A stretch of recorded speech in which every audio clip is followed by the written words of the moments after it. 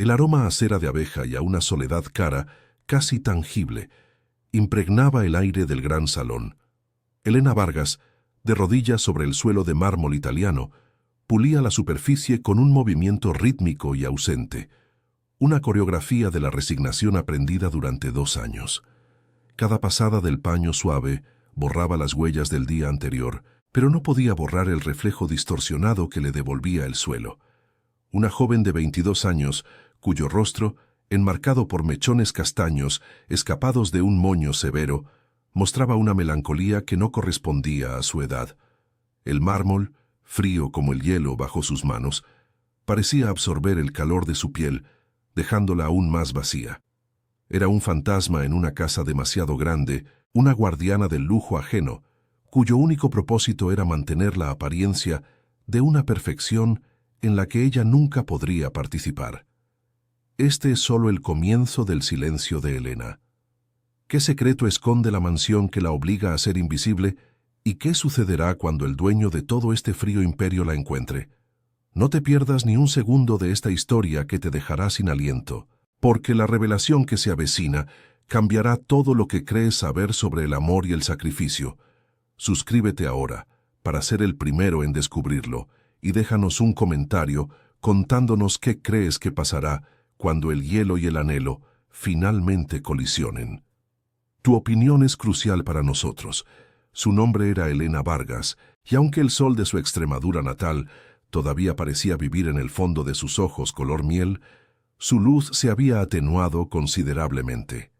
A sus 22 años, su vida se había convertido en un guión escrito por la necesidad. Había llegado a Madrid con el sueño de estudiar restauración de arte, de devolver la vida a lienzos olvidados por el tiempo.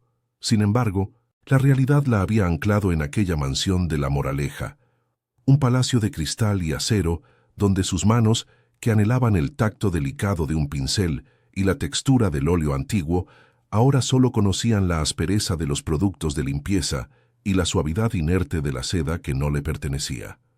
Su belleza era discreta, de esas que no gritan, sino que susurran, oculta bajo un uniforme gris que parecía diseñado para anularla. Cada céntimo que ganaba, cada gota de sudor que se secaba en su frente mientras limpiaba estancias en las que nunca podría vivir, tenía un destino sagrado, la cuenta bancaria de su familia. El dinero era para la carrera de medicina de su hermana pequeña, Lucía, la verdadera esperanza de los Vargas, la única que podría sacarlos de esa precariedad que se pegaba a los huesos como la humedad del invierno. Elena sentía el peso de ese sueño sobre sus hombros, una carga que aceptaba con una mezcla de amor incondicional y un resentimiento silencioso. Este sacrificio era su ancla y su prisión, el miedo a fallar, a cometer un error que le costase el puesto y el futuro de su hermana. La había convertido en una empleada metódica, eficiente y prácticamente invisible. Una autómata del deber. En lo más profundo de su ser, en el único rincón que todavía le pertenecía, Elena guardaba un secreto que la hacía sentir anacrónica, casi ridícula en el mundo moderno. Era virgen, no por un trauma o por preceptos religiosos, sino por un idealismo puro, una defensa numantina contra la decepción. Había crecido observando el matrimonio de sus padres, un desierto de afecto donde las palabras se habían erosionado hasta convertirse en silencio y los gestos de cariño eran una lengua extranjera. Por eso, se había prometido a sí misma que su cuerpo, su intimidad, solo se entregarían a un amor real, a una conexión de almas que fuera un refugio y no una jaula más.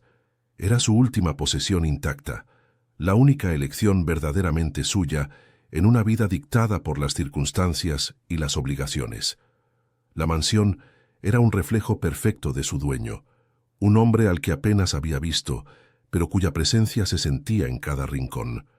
Era una estructura minimalista, imponente y gélida, donde el arte contemporáneo de precios exorbitantes colgaba de paredes blancas y desnudas, observado solo por el silencio. Para Elena, aquel lugar no era un hogar, sino un laberinto de pasillos interminables y reglas no escritas.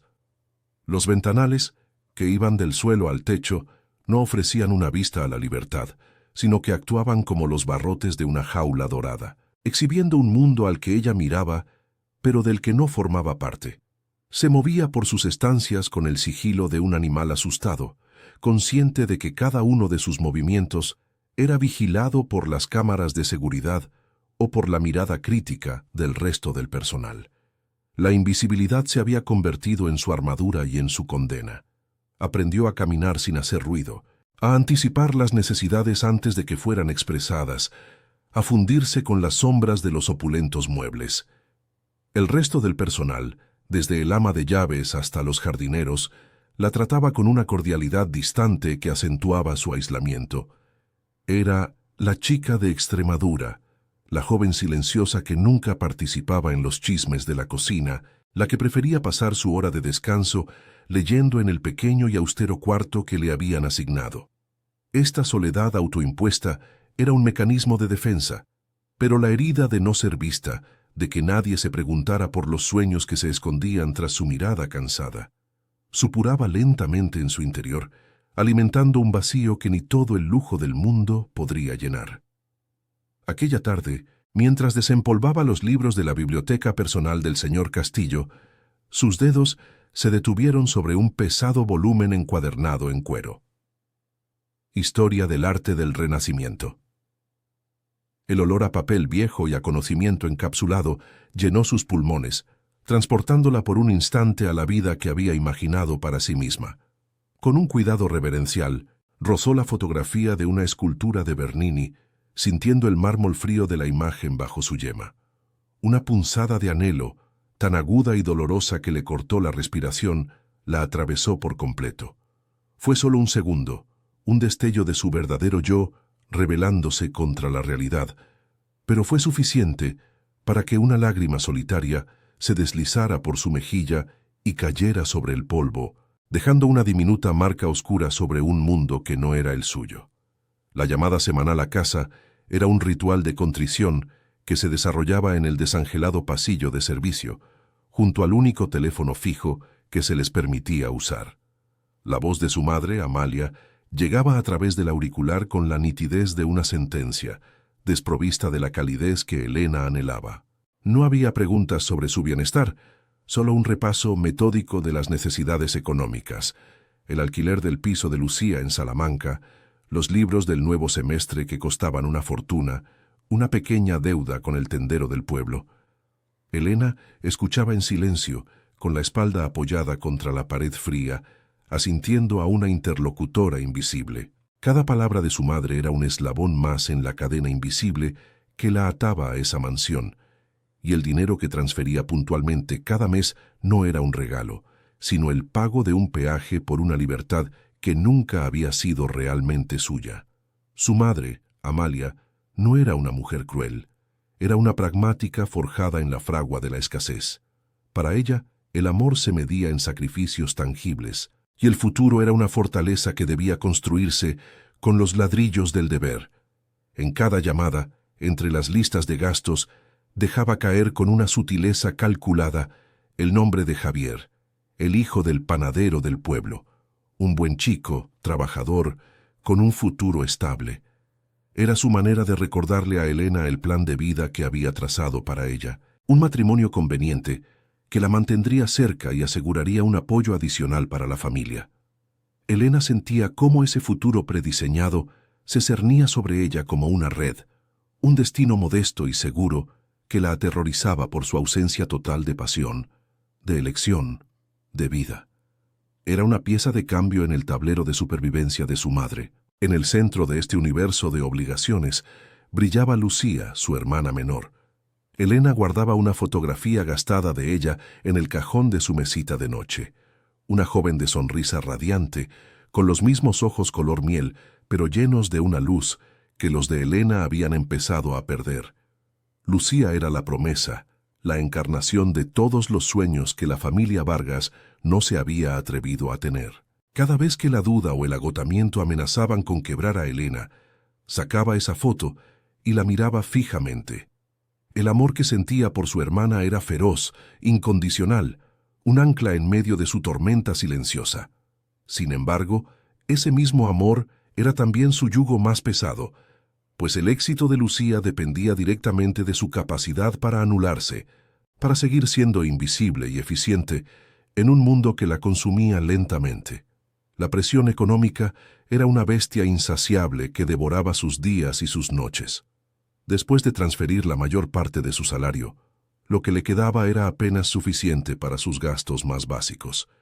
Se negaba a sí misma cualquier pequeño capricho: un libro nuevo, una entrada de cine, un café en una terraza soleada. Esos lujos pertenecían a otra vida. A veces, por la noche, en la soledad de su diminuta habitación, abría la aplicación del banco en su viejo móvil y observaba las cifras. Los números rojos de las deudas familiares y el saldo exiguo de su propia cuenta parecían bailar ante sus ojos, burlándose de sus anhelos. El dinero no era solo papel o dígitos en una pantalla. Era la medida de su encierro, la distancia exacta que la separaba de su sueño de estudiar entre lienzos y pigmentos. El aislamiento de Elena no era solo físico, sino también social. Dentro de la jerarquía del personal de la mansión, ella ocupaba el escalón más bajo. Las otras empleadas, mujeres mayores y más experimentadas, la veían con una mezcla de lástima y desconfianza. En sus pausas para el café, sus conversaciones giraban en torno a maridos, hijos y los cotilleos del servicio, un universo del que Elena se sentía completamente ajena. Se refugiaba en los libros que sacaba de una biblioteca pública lejana, creando una barrera de papel y tinta a su alrededor. No lo hacía por arrogancia, sino por pura autopreservación. Sus silencios eran interpretados como altivez, su dedicación al trabajo como una forma de congraciarse con los patrones, lo que solo servía para ahondar el foso de soledad que la rodeaba. La señora Morales, el ama de llaves, era la guardiana de las reglas de aquella jaula dorada. Una mujer de mediana edad, con un moño tirante y una mirada que parecía capaz de detectar una mota de polvo a 10 metros de distancia. Sentía una particular animadversión por Elena, quizás porque su juventud y su belleza silenciosa le recordaban algo que ella había perdido hacía mucho tiempo. La sometía a inspecciones humillantes, pasando un guante blanco por las superficies que acababa de limpiar, buscando el más mínimo fallo para poder amonestarla con una voz cortante.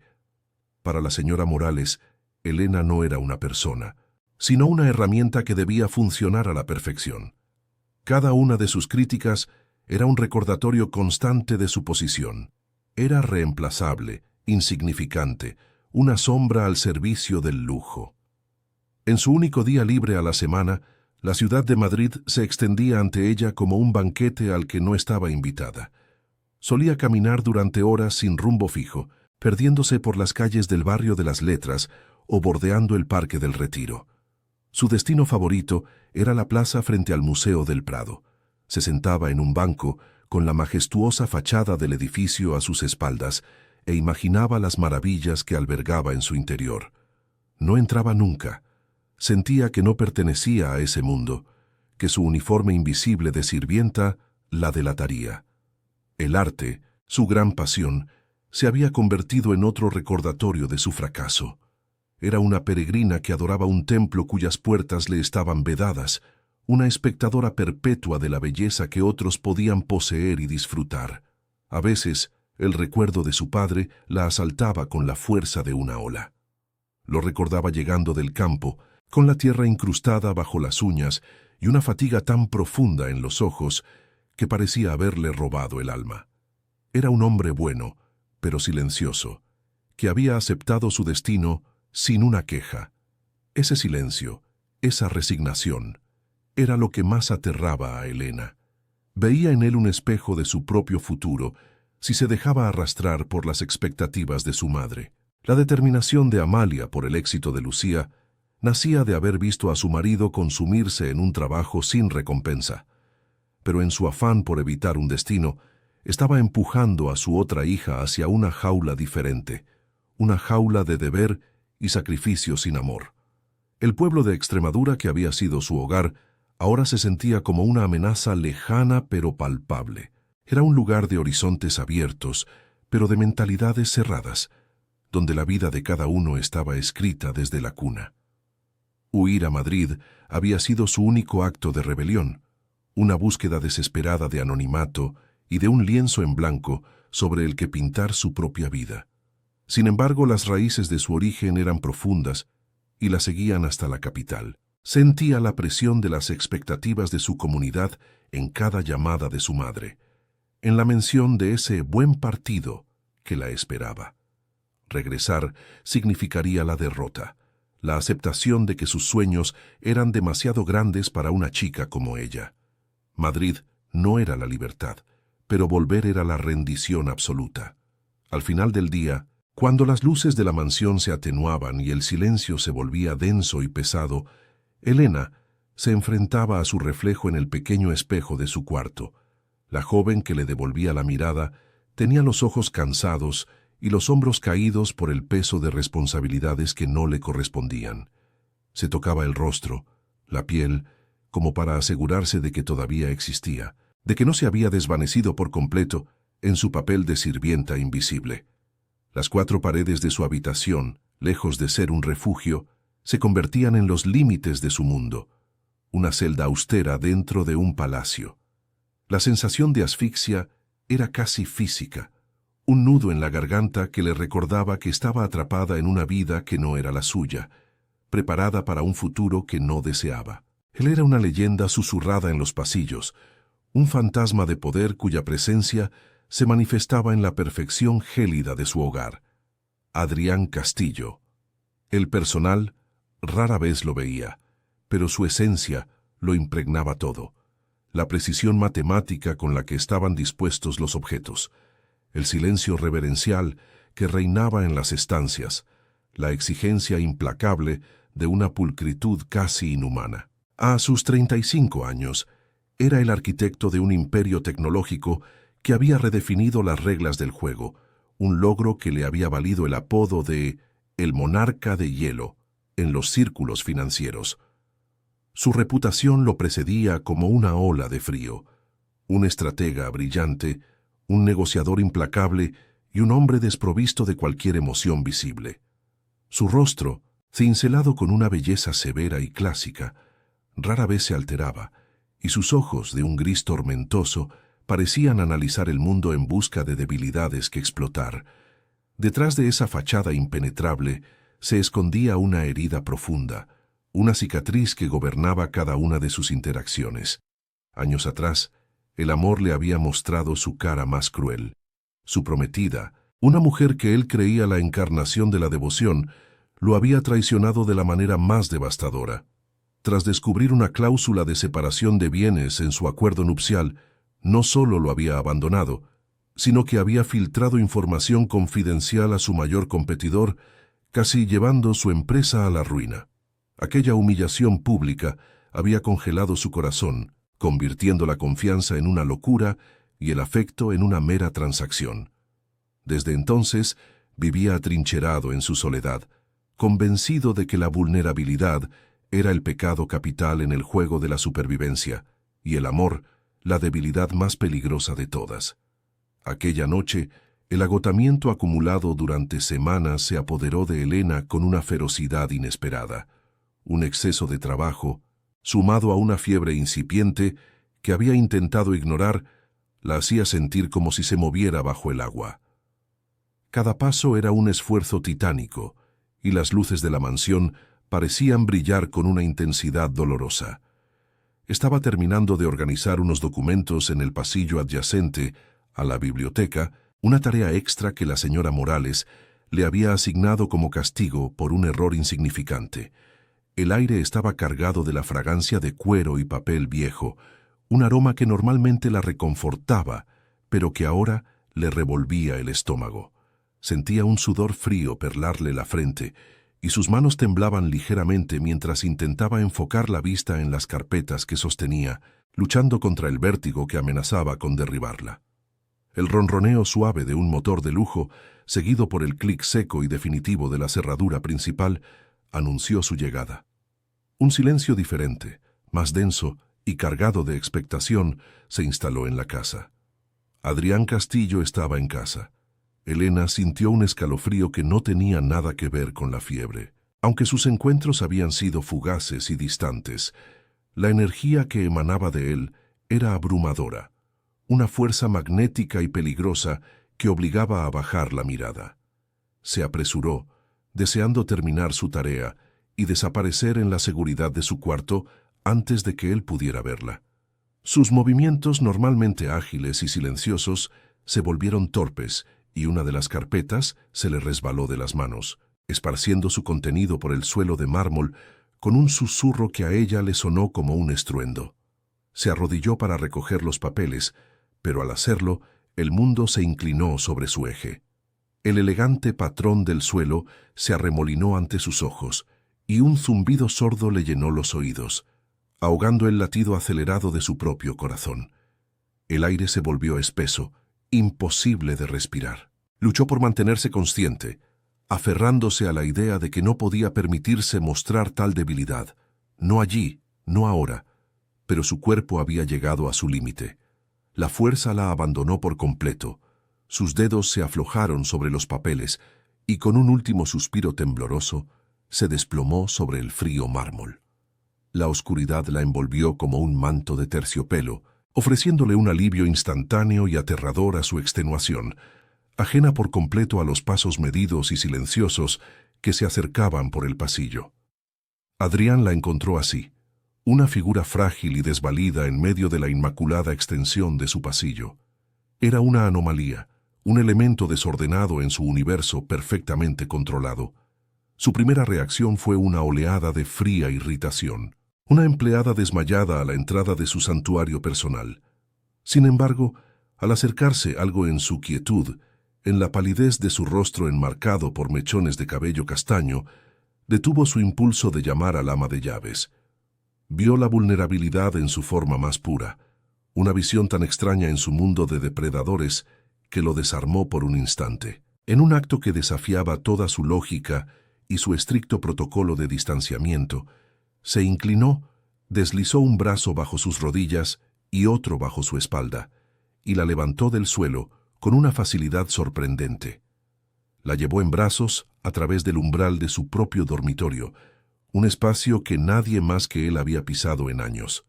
Era su fortaleza, un santuario de minimalismo monocromático, donde cada objeto tenía un propósito, y no había lugar para el desorden ni la emoción. Depositarla sobre la inmensa cama, cuyas sábanas de seda egipcia contrastaban violentamente con la tela áspera de su uniforme, fue una transgresión de sus propias reglas, un acto tan impulsivo que lo dejó desconcertado. La calidez febril de su piel se filtraba a través de la fina tela de su camisa, una sensación extraña y perturbadoramente humana. Se quedó de pie junto a la cama, observándola, sintiendo cómo una grieta se abría en el hielo que rodeaba su corazón, un sentimiento olvidado y peligroso que se parecía peligrosamente a la preocupación. Durante horas, mientras la fiebre la mantenía sumida en un sueño profundo, él no se movió de una butaca cercana. La observó con una intensidad casi clínica, como si fuera un problema complejo que no podía resolver. Estudió las delicadas líneas de su rostro, la sombra de las pestañas sobre sus pómulos, la expresión de agotamiento que ni el sueño podía borrar. No había artificio en ella, ni la belleza calculada de las mujeres con las que solía tratar. Había algo más, una pureza, una autenticidad que él creía extinta. Una extraña mezcla de curiosidad y un primitivo instinto de protección se apoderó de él. ¿Quién era esa joven que se había atrevido a derrumbarse en su fortaleza, recordándole que bajo las capas de poder y riqueza todavía existía un mundo de fragilidad real? Elena despertó lentamente, emergiendo de una neblina de sueños febriles. Lo primero que registró fue el aroma, una fragancia sutil pero increíblemente masculina, una mezcla de sándalo, cuero y algo más, algo limpio y caro que se adhería a las sábanas que la envolvían. Eran de una suavidad irreal, como agua líquida contra su piel. Abrió los ojos y la confusión dio paso a un pánico helado. No estaba en su austera habitación. Estaba en un dormitorio inmenso, dominado por tonos de gris y negro, con un ventanal que ocupaba toda una pared, mostrando el amanecer sobre los jardines. Y entonces lo vio. De pie junto a la ventana, una silueta imponente recortada contra la luz naciente, ya vestido con un traje impecable. Adrián Castillo la observaba. Su voz, cuando finalmente habló, fue tan cortante como el cristal roto, diseñada para borrar cualquier atisbo de la intimidad que la situación sugería. Fue un accidente. Se encontraba mal. No volverá a ocurrir. Las palabras eran una barrera, un muro de hielo erigido para restablecer la distancia, para devolverla a su lugar de empleada insignificante. Elena solo pudo asentir, demasiado abrumada para hablar. Pero cuando sus ojos se encontraron con los de él, vio algo que contradecía la frialdad de su tono. En el fondo de aquel gris tormentoso no había desdén, sino una tempestad contenida, una mezcla de anhelo, de una posesividad casi depredadora y una vulnerabilidad tan profunda que la aterrorizó y la atrajo en la misma medida. En ese instante, supo que el frágil equilibrio de su invisibilidad se había hecho añicos para siempre. Los días que siguieron a aquella noche se tiñeron de una conciencia insoportable. Elena ya no era invisible. Sentía la mirada de Adrián Castillo sobre ella como una caricia física, una presión en la nuca que la hacía erizarse mientras limpiaba los pasillos o pulía la plata. La mansión, que antes era un laberinto de indiferencia, ahora se había convertido en un escenario donde cada uno de sus movimientos era observado. Intentaba aferrarse a su rutina, a la monotonía que la había protegido, pero el recuerdo de despertar entre sus sábanas, impregnada de su aroma, era una marca indeleble en su memoria sensorial.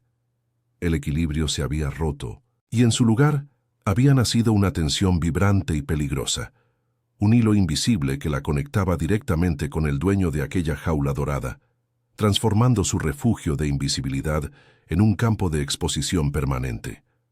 Adrián, por su parte, se encontraba librando una batalla interna que amenazaba con resquebrajar su fachada de control absoluto. La imagen de Elena, frágil y febril en su cama, se había instalado en su mente con la persistencia de una obsesión. Era una anomalía, un dato imprevisto que su lógica no podía procesar. Se reprendía a sí mismo por aquel impulso de protección, una debilidad que creía haber erradicado años atrás. Para reafirmar su autoridad y restablecer las barreras, se volvió aún más exigente, más distante.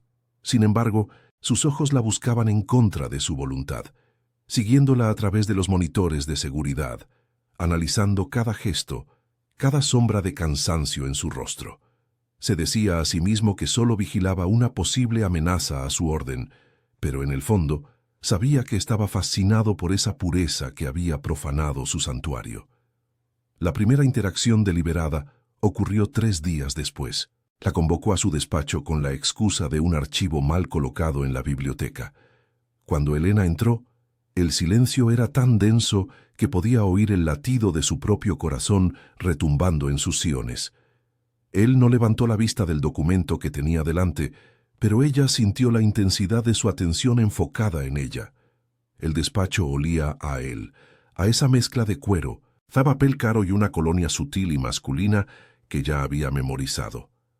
El volumen sobre el barroco flamenco está en el estante equivocado, dijo sin mirarla, su voz un murmullo grave que pareció hacer vibrar el aire. Ella asintió, incapaz de pronunciar palabra, y se retiró sintiendo su mirada clavada en su espalda, una marca de fuego que la acompañó durante todo el día. Aquel encuentro, tan breve y aséptico, desató una tormenta en el interior de Elena. El miedo que sentía no era solo el de una empleada frente a su jefe, era un terror mucho más íntimo y profundo. Era el miedo a la atracción que le provocaba aquel hombre, a la forma en que su cuerpo reaccionaba a su mera presencia. Cada fibra de su ser le gritaba que se alejara, que Adrián Castillo representaba todo aquello de lo que había huido: el poder, la frialdad, la ausencia de una emoción genuina. Sin embargo, una parte de ella, una parte que no se atrevía a nombrar, se sentía extrañamente viva bajo su escrutinio. Era la primera vez que alguien la miraba con tal intensidad, y esa atención, aunque peligrosa, era un bálsamo adictivo para su herida de invisibilidad, un veneno dulce que empezaba a desear. La rutina de la mansión se fracturó. Adrián comenzó a solicitar su presencia con pretextos cada vez más transparentes. Que Vargas me traiga el café se convirtió en una orden que resonaba en la cocina, cargada de una autoridad que no admitía réplica y que atraía sobre Elena las miradas resentidas del resto del servicio. Cada vez que entraba en su despacho, el aire se volvía denso, un campo de minas de tensión no verbal. Una mañana, al depositar la taza de porcelana sobre la inmensa mesa de caoba, sus dedos rozaron los de él. Fue un contacto fugaz, accidental, pero la descarga eléctrica que recorrió su brazo fue tan violenta que casi la hizo jadear. El calor se extendió por todo su cuerpo, una traición de su propia piel que la dejó expuesta y temblando en su presencia. Adrián retiró su mano como si se hubiera quemado, un movimiento brusco que delató su propia conmoción. Por un instante, sus ojos grises se encontraron con los de ella, y Elena vio en ellos un destello de sorpresa y algo más, algo oscuro y hambriento que le robó el aliento. Fue una confirmación silenciosa de que la corriente eléctrica había fluido en ambas direcciones. Él también lo había sentido. Esa revelación, en lugar de asustarla, le otorgó una extraña sensación de poder. No era solo ella la que se sentía vulnerable. El monarca de hielo, el hombre que controlaba imperios con un gesto, era susceptible a su tacto. Se marchó del despacho con las piernas temblorosas, pero con una nueva conciencia. En aquel juego silencioso y peligroso, ella no era la única que corría el riesgo de perder el control. Las noches de Elena se convirtieron en un territorio de insomnio y confusión. La imagen de Adrián, su mirada, el recuerdo de aquel roce eléctrico, la asaltaban en la oscuridad de su pequeña habitación. El ideal que había construido con tanto esmero, el del amor puro y paciente que esperaba encontrar algún día, se desmoronaba ante la cruda realidad de su deseo. Lo que sentía por Adrián no tenía nada de puro. Era turbulento, aterrador y profundamente carnal.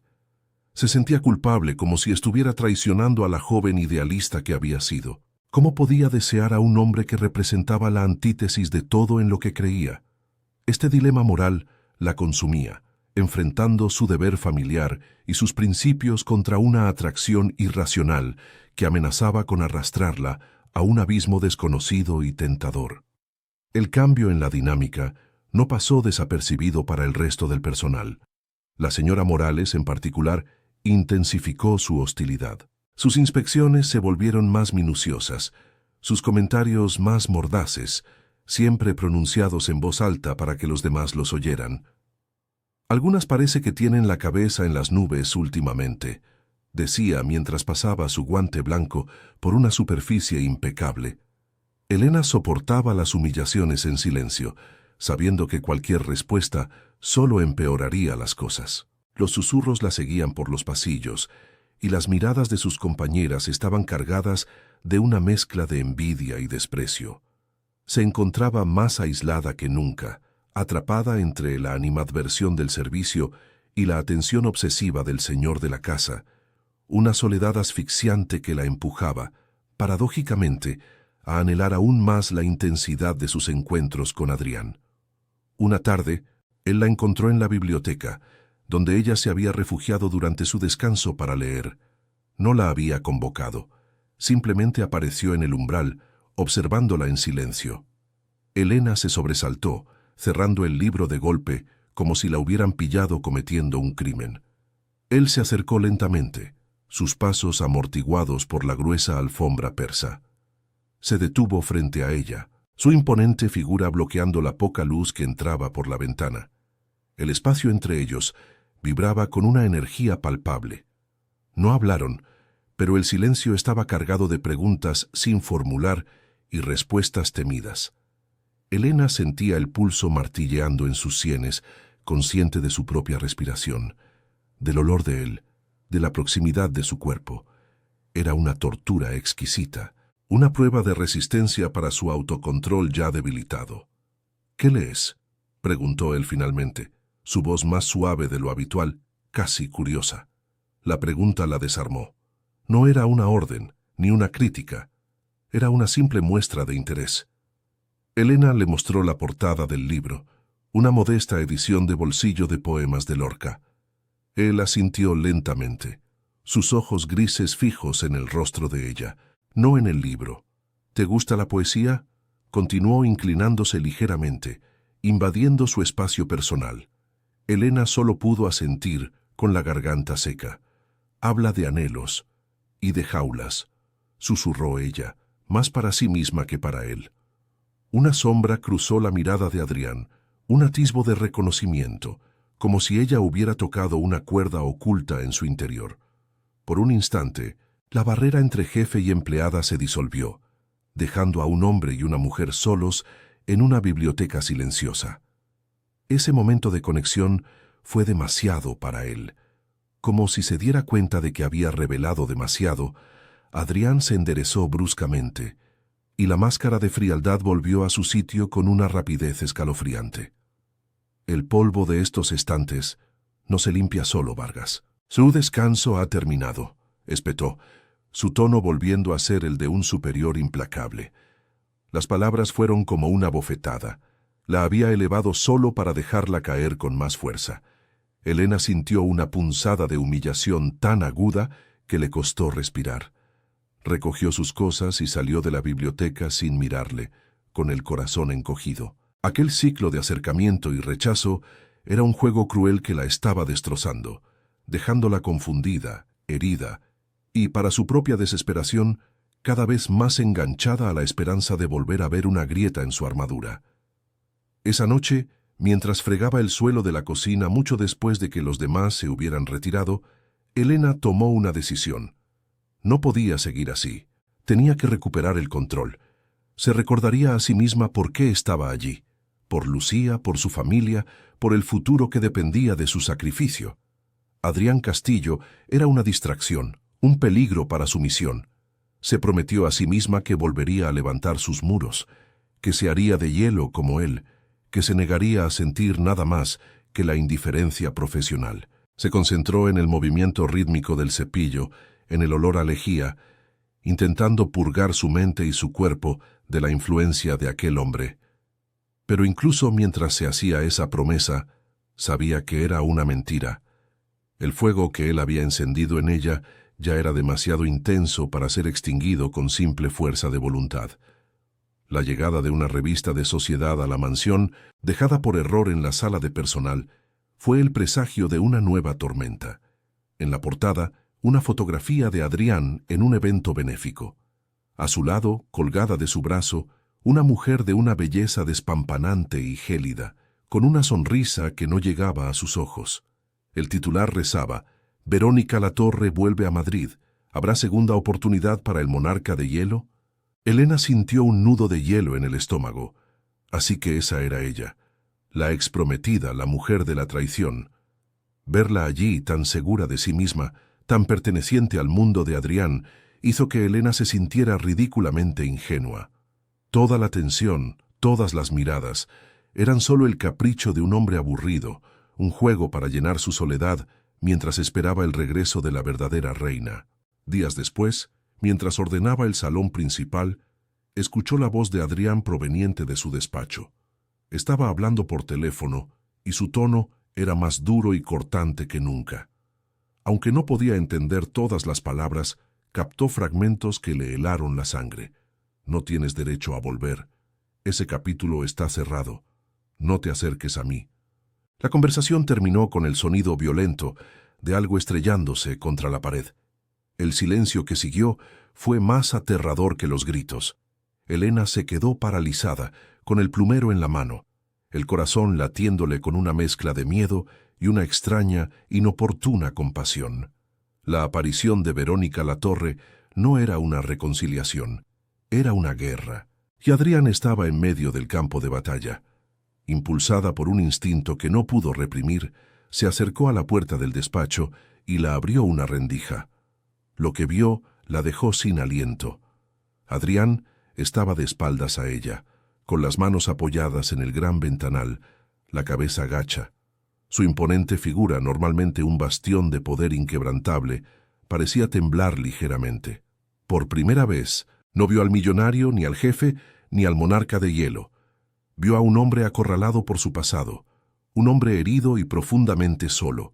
La vulnerabilidad que emanaba de él era tan palpable que le dolió físicamente. En ese momento, todo su resentimiento y su miedo se disolvieron, reemplazados por una abrumadora necesidad de ofrecerle consuelo, de protegerlo de los fantasmas que ni toda su fortuna podía exorcizar. Sin pensar en las consecuencias, entró en la habitación. No dijo nada. Simplemente se acercó a una pequeña mesa de servicio, sirvió un vaso de agua con manos temblorosas y lo dejó en el escritorio a unos metros de él. Un gesto simple, silencioso, un ofrecimiento de paz en medio de su guerra interna. Él se giró lentamente. Sus ojos grises, normalmente tormentosos, ahora parecían un mar en calma después de la devastación. La miró y en su expresión no había ira ni sorpresa, solo un agotamiento infinito y una pregunta silenciosa. Vio el vaso de agua, luego la miró a ella de nuevo, y por un instante la conexión entre ellos fue tan pura y profunda que trascendió sus roles, sus pasados y sus miedos. Era el alma de ella reconociendo el dolor en la de él. Él cruzó la distancia que los separaba en dos largas zancadas. Se detuvo justo delante de ella, tan cerca que Elena podía sentir el calor que emanaba de su cuerpo y ver el reflejo de su propio rostro asustado en sus pupilas dilatadas. La acorraló contra el escritorio, colocando una mano a cada lado de ella, atrapándola. No la tocaba, pero su proximidad era una jaula, una caricia de fuego que la envolvía por completo. Ella levantó la barbilla, desafiante y aterrorizada a partes iguales, negándose a apartar la mirada. «Eres un problema, Elena Vargas», susurró él, su voz ronca, cargada de una emoción cruda que nunca antes le había escuchado. «Eres un desorden en mi sistema, una complicación que no pedí y que, sin embargo, ahora descubro que no puedo permitirme perder». Las palabras de Adrián, un problema que no puedo permitirme perder, quedaron suspendidas en el aire, alterando la química de la habitación. Dejaron de ser las palabras de un jefe a una empleada y se convirtieron en la confesión cruda de un hombre hambriento.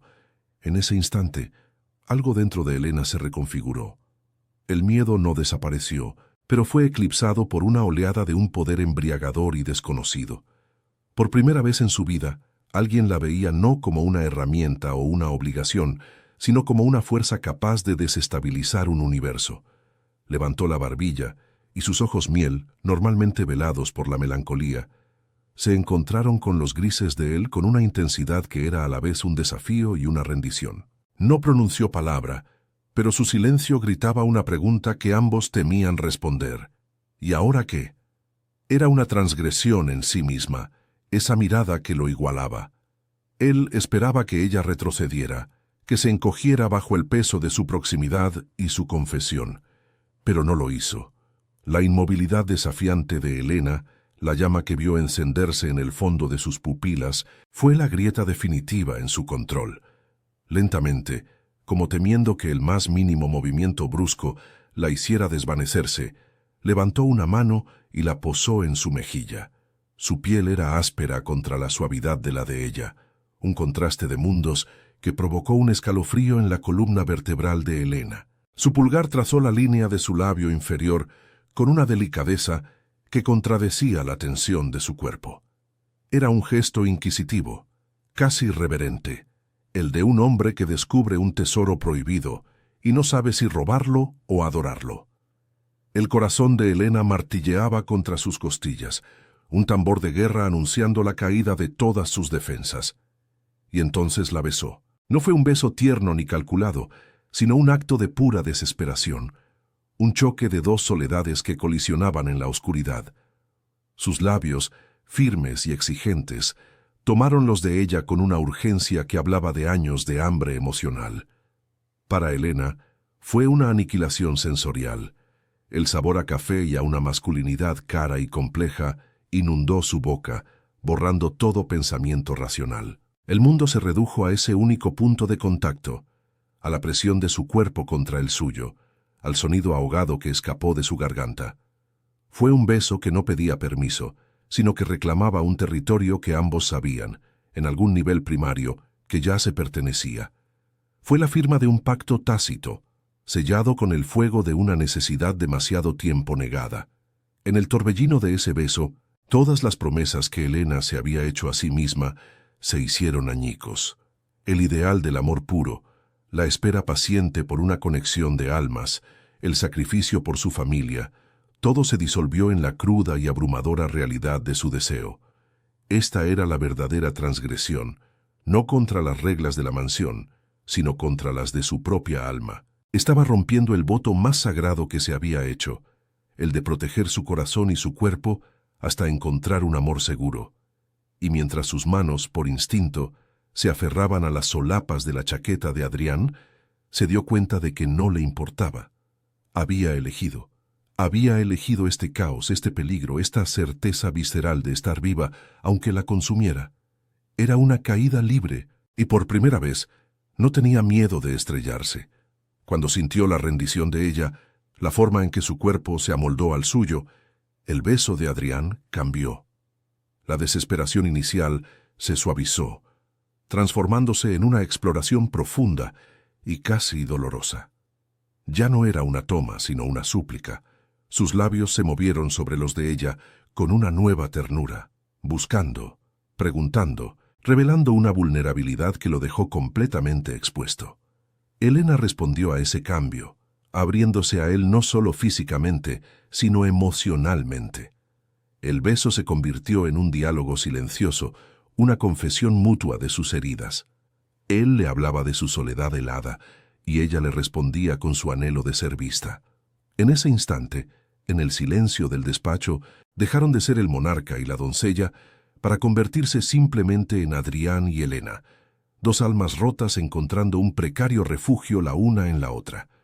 Con un movimiento fluido que la dejó sin aliento, Adrián se separó de sus labios, la miró fijamente durante un segundo que pareció una eternidad, y luego la levantó en brazos.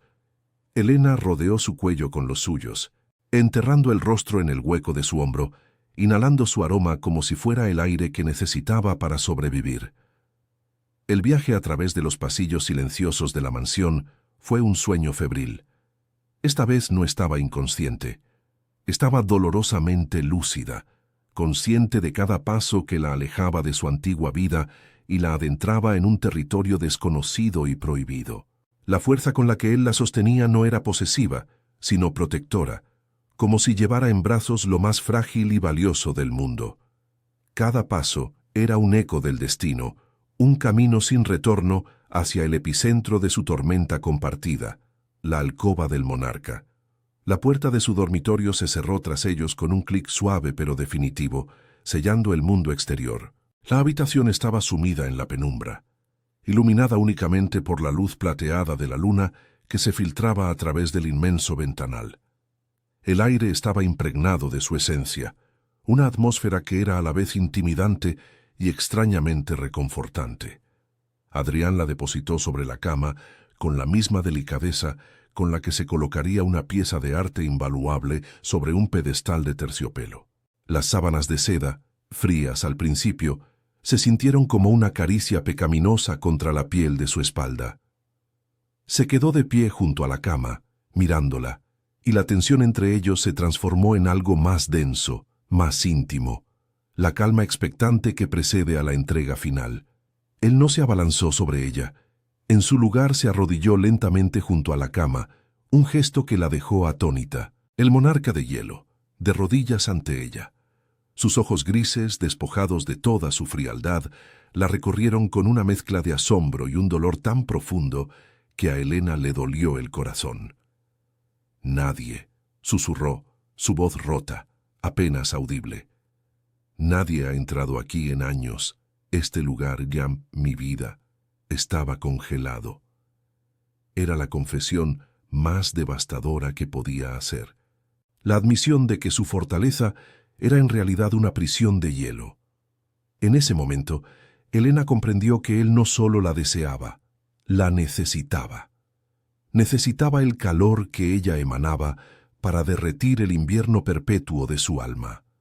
La vulnerabilidad de aquel hombre poderoso fue el afrodisíaco más potente que jamás hubiera imaginado. Viendo su alma desnuda ante ella, todo rastro de miedo en Elena se transformó en una abrumadora ternura. Su virginidad, ese tesoro que había guardado con tanto celo por un ideal romántico, de repente adquirió un nuevo significado. No era algo que él le estuviera quitando, era algo que ella, libre y conscientemente, le estaba entregando. Un regalo, un puente entre sus dos soledades. Levantó una mano temblorosa y le acarició la mejilla, sintiendo la barba incipiente raspar suavemente su palma. Él cerró los ojos ante su contacto, inclinándose hacia su caricia como una planta sedienta hacia la lluvia. «Estoy aquí», susurró ella, y esas dos palabras contenían todo lo que no se atrevían a decir: la aceptación, el consuelo, la promesa de no estar solos, al menos por esa noche. Él se despojó de su chaqueta, de su máscara de poder, y se unió a ella en la cama. Cada movimiento fue lento, deliberado, un ritual sagrado.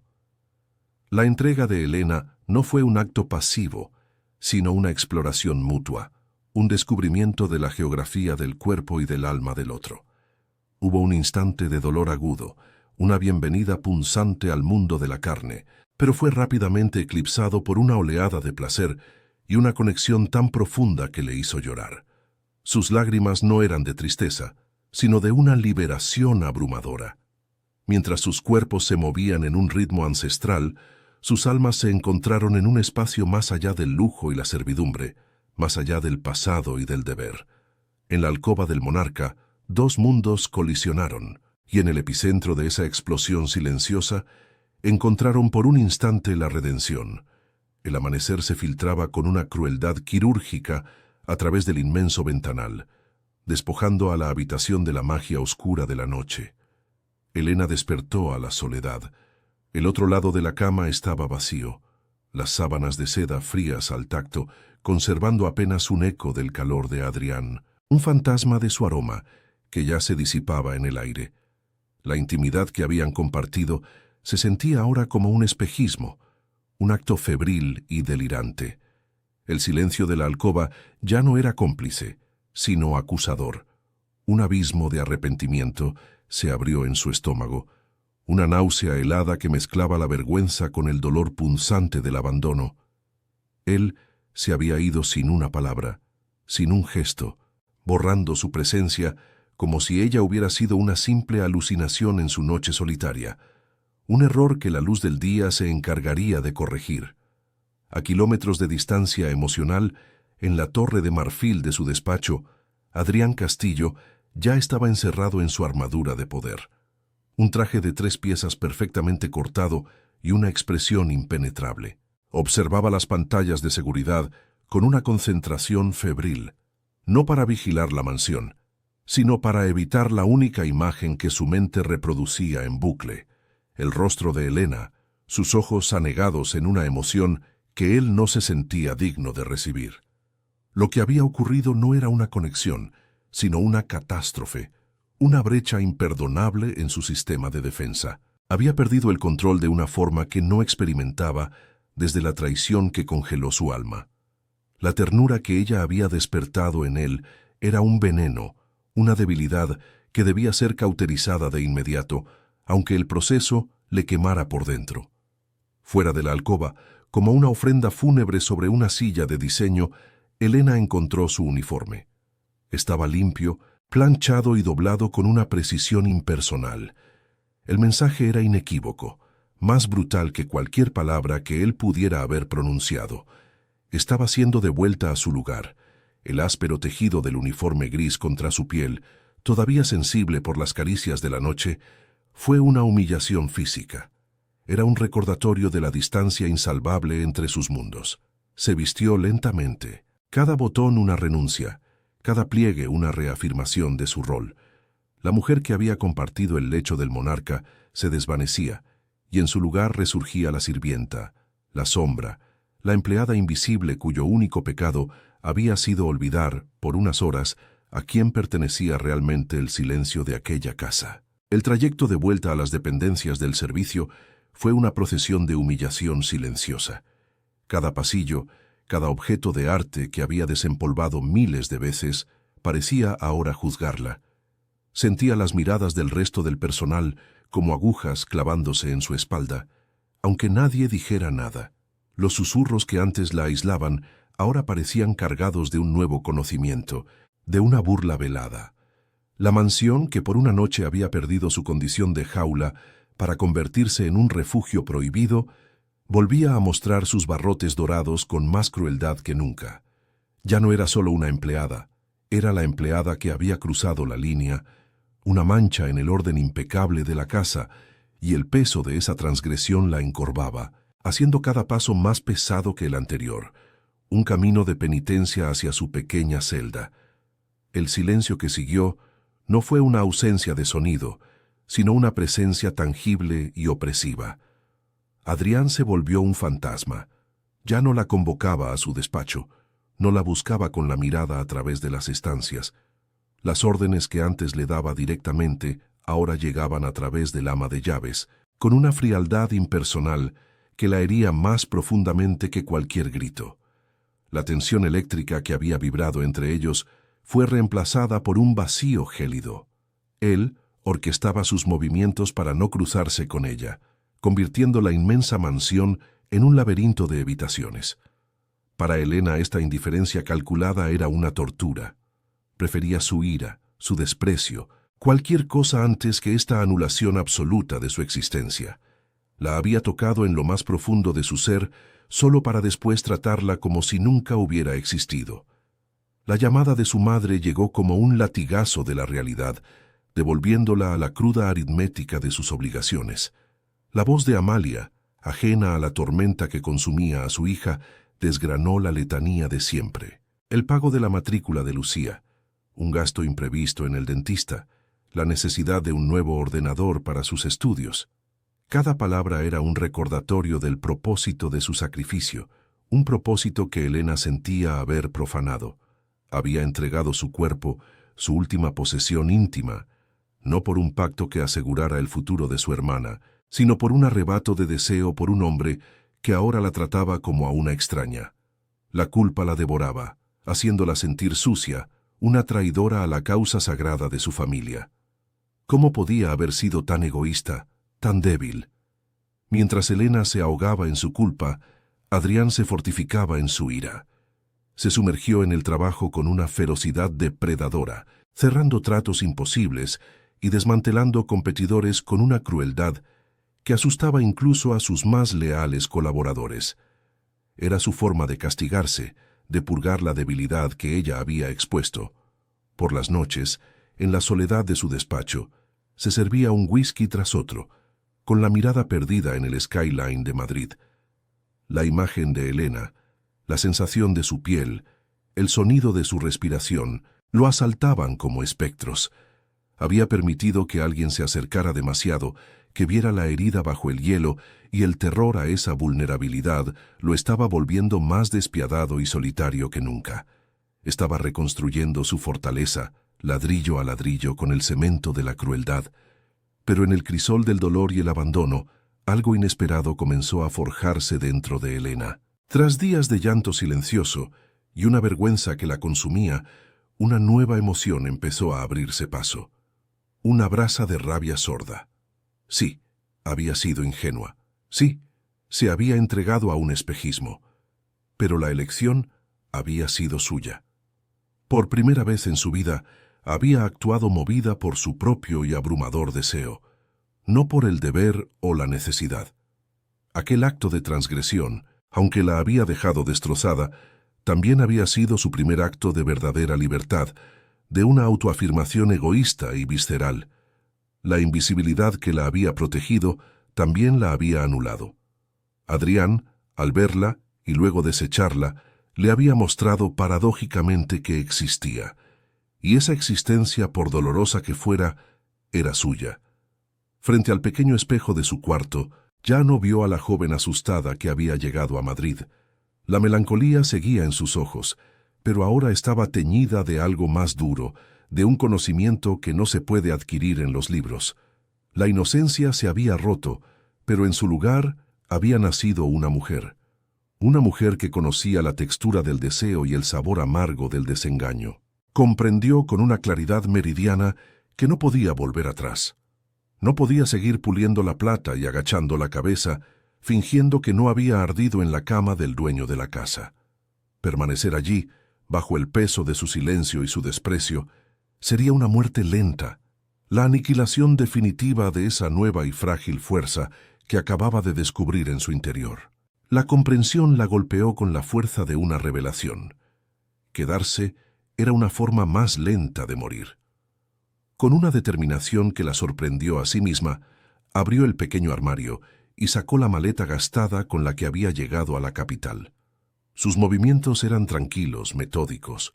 No era una huida impulsiva, sino una decisión meditada. El primer paso de un camino que no sabía a dónde la llevaría, pero que estaba segura de que era el suyo. Dobló su escasa ropa, guardó la fotografía de su hermana y el libro de Lorca.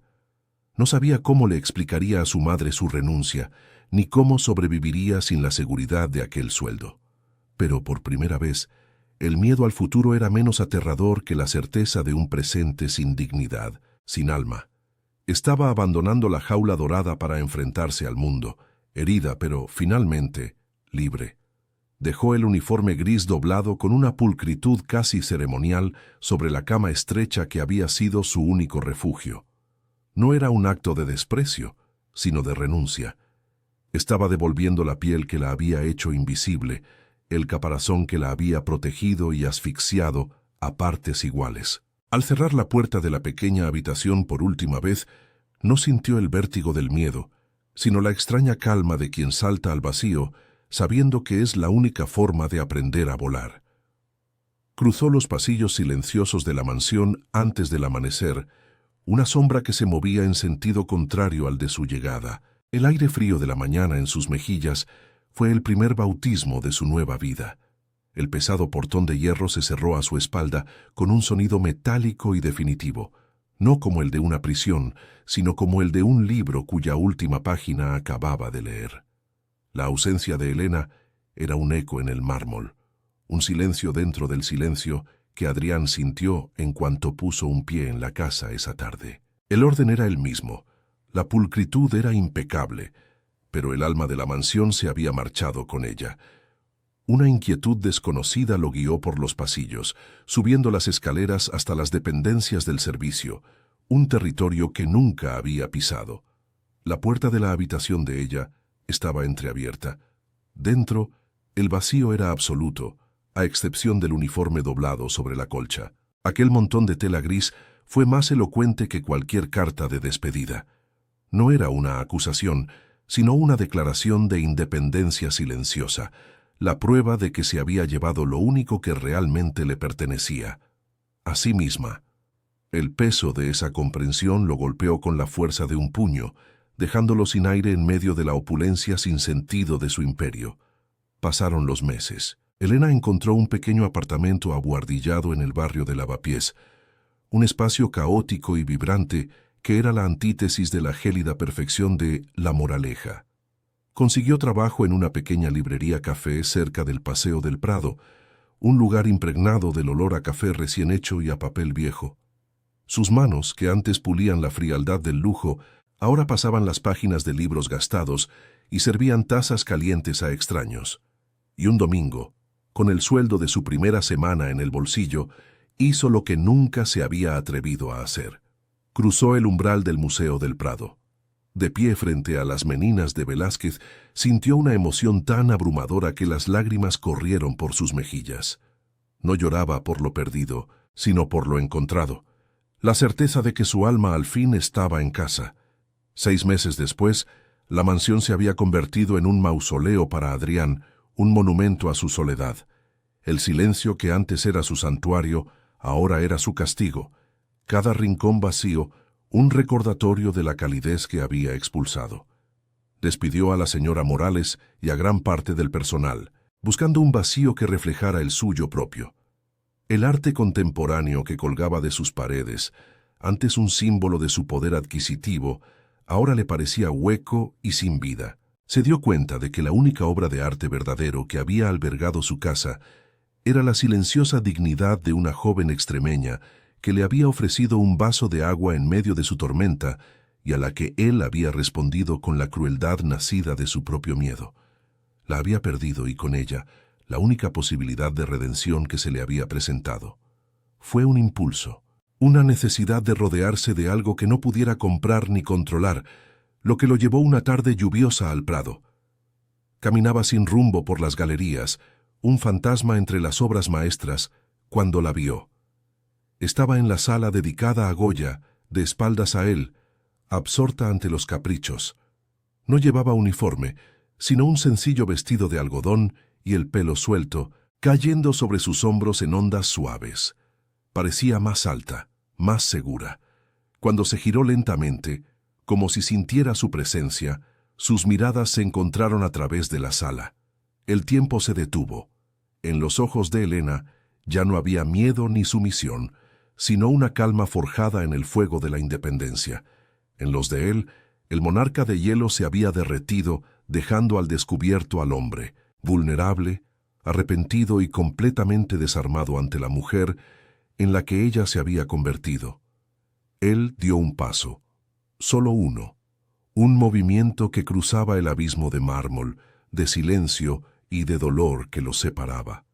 El monarca de hielo había cruzado su desierto de soledad para encontrarla, no en su palacio, sino en el templo de ella, en el único lugar donde ambos podían ser, por fin, iguales. El resto del camino dependía de ella, de si su corazón, ahora libre, estaba dispuesto a recordar la melodía rota que una vez compartieron. Si esta historia ha hecho latir tu corazón y te ha dejado sin aliento, no dejes que termine aquí. Suscríbete a nuestro canal, dale a me gusta para que sepamos que quieres más y comparte este viaje emocional con alguien que necesite creer en las segundas oportunidades. Y sobre todo, queremos saber tu opinión. Déjanos un comentario contándonos qué crees que debería hacer Elena. ¿Puede el amor realmente nacer de las cenizas del dolor? Tu voz es el próximo capítulo.